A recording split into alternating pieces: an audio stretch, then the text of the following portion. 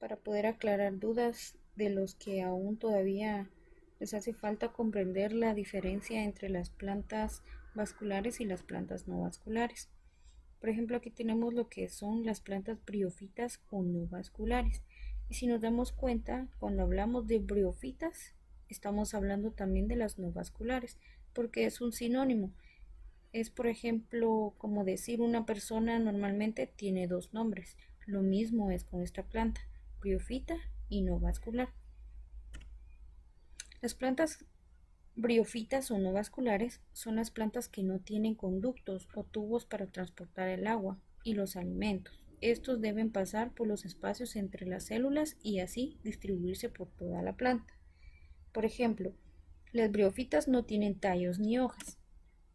Aquí tenemos una imagen. Por ejemplo, aquí podemos ver que esta es una planta briófita. Este es un musgo. Por lo general, el musgo, si ustedes se han dado cuenta, las personas que acostumbran a hacer un nacimiento para diciembre utilizan lo que es el musgo. Y aquí nos podemos dar cuenta cómo crece el musgo. Entonces, ellos no tienen tallos ni tienen hojas, no tienen raíces. Se anclan a la superficie en la que se encuentran, es decir, que se adhieren al suelo o a las piedras incluso. Aquí podemos ver que hasta en el árbol. La humedad extrema es necesaria. Las briófitas, la mayor parte de ellas se encuentran en lugares húmedos o sumergidas, ya que este tipo de ambiente les permite absorber agua a través de la superficie de los tejidos. Entre ellas están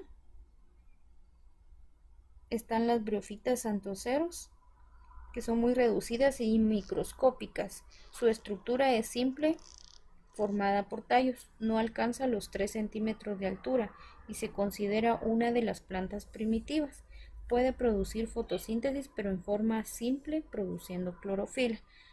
Cuando hablamos de la clorofila, es esa sustancia verde que tienen las plantas. Por ejemplo, si usted agarra una hoja de un árbol o cualquier planta y lo aprieta así a modo de presionarlo, usted se va a dar cuenta que le va a quedar una sustancia de color verde. A eso es a lo que se le llama la clorofila. También están las briófitas musgos, que era la que estaba en la imagen anterior.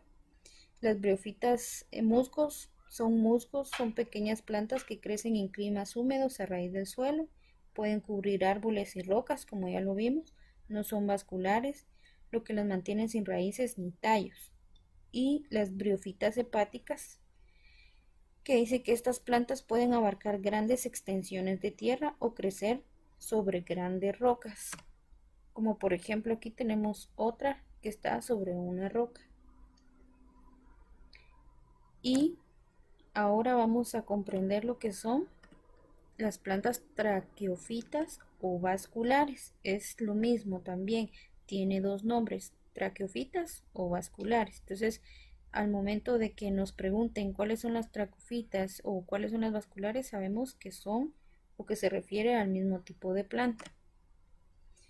Se caracterizan por tener un sistema de transporte interno formado por tubos o conductos que distribuyen el agua y los alimentos por la planta. A este grupo pertenece la gran mayoría de plantas que existen en el mundo, pero podemos hacer la distinción de los helechos, pues estos se han mantenido casi intactos desde hace millones de años.